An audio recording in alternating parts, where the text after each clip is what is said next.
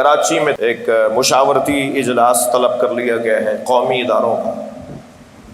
میں نے آپ سے پہلے دن کہا تھا کہ احتجاج کے لیے تیار رہیں، مسئلہ پوری قوم کا ہے۔ اس بل کے اندر توہین کی تعریف نہیں ہوئی ہے، یعنی تحقیق کو بھی توہین کر دیا جائے گا، جبکہ تحقیق اور ہے توہین اور ہے۔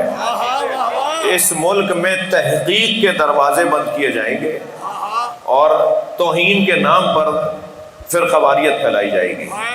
ہرگز اس ملک کے اندر فرقہ واریت کو پھیلانا اس کو ہم گوارا نہیں کریں گے۔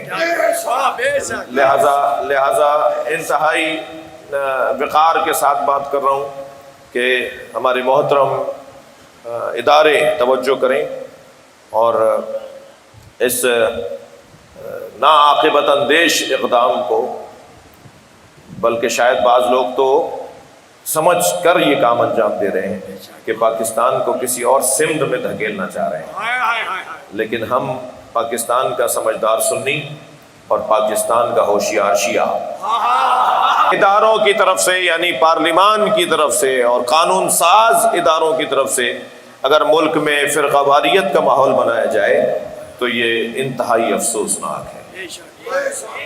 یعنی عوامی نمائندگان اگر اس طرح کا کوئی کام کریں عجلت میں، جلدی میں، لہذا ہم ہرگز اس بل کو تسلیم نہیں کرتے۔ ہم اس ملک کے بانی بھی ہیں، محافظ بھی ہیں۔ لبیک یا حسین۔